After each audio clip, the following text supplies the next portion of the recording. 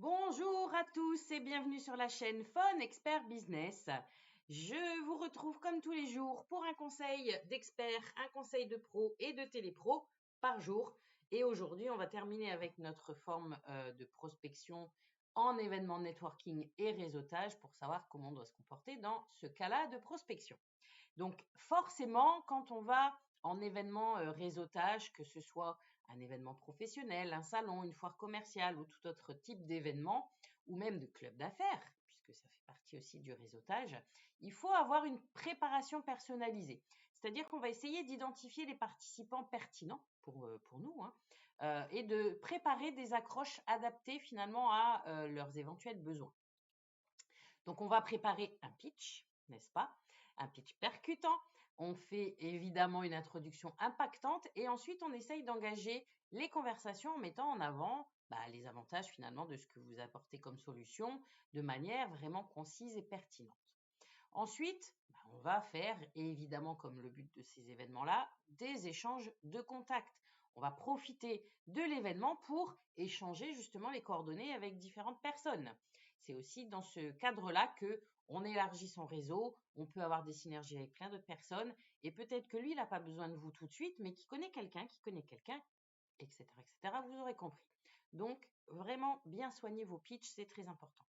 Ensuite, une fois que vous êtes rentré de cet événement, il faut faire quand même un suivi efficace parce que vous avez rencontré du monde, vous avez peut-être récupéré des cartes de visite, donc il faut profiter pour leur envoyer un mail ou un message personnalisé après l'événement, bien entendu, et en rappelant finalement la discussion, les échanges de ce que vous avez pu évoquer, et pourquoi pas leur proposer une prochaine étape, tant qu'à faire.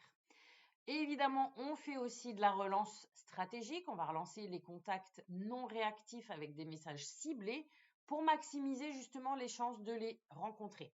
Donc en fait, vous pouvez optimiser tous vos efforts de prospection à chaque événement networking parce que vous pouvez vous présenter en face à face en mettant en avant vos solutions de manière concise et adaptée à chacun.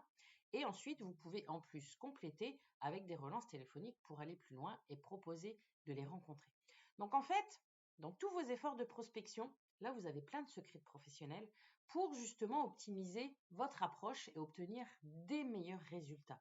Que ce soit n'importe quel type de prospection que vous pratiquez, que ce soit le phoning, le mailing, les réseaux sociaux, le face-à-face, le networking, plein de mots en ing en fin de compte.